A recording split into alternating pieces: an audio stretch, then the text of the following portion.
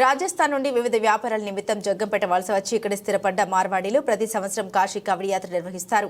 జగ్గంపేట వేణుగోపాల స్వామి గుడి దగ్గర నుండి సామర్లకోట భీమేశ్వర స్వామి ఆలయం వరకు గంగా గోదావరి జలాలు కావిడి భుజానికి ఎత్తుకుని యాత్ర చేస్తూ పాదయాత్రగా వెళ్తున్న మార్వాడీలను జగ్గంపేట శాసనసభ్యులు జ్యోతుల నెహ్రూ వారిని అభినందించి వారితో పాటు కావిడి కొద్ది దూరం మోయడం జరిగింది. ఈ సందర్భంగా మార్వాడీలు మాట్లాడుతూ శివ కేశవులకు గంగానది జలాలతో అభిషేకించడానికి ముందుగా జగ్గంపేటలో విష్ణుమూర్తికి అభిషేకించి పూజలు చేసి అక్కడి నుండి సామర్లకోట భీమేశ్వర స్వామి వారికి అభిషేకించడానికి కావిడి యాత్ర చేస్తూ ఉన్నామని, ఈ రోజు మేము చేస్తున్న ఈ దైవ కార్యక్రమంలో ఎమ్మెల్యే జ్యోతుల నెహ్రూ పాల్గొనడం అభినందనీయమని, ఆ భగవంతుని ఆశీస్సులతో ఈ ప్రాంత ప్రజలందరూ సుభిక్షంగా ఉండాలని కోరారు. ఈ కార్యక్రమంలో ఎస్వీఎస్ అప్పలరాజు, మార్చెట్టి భద్రం, వేములకొండ జోగారావు, భారత్ మాలి అధిక సంఖ్యలో మార్వాడీలు పాల్గొన్నారు.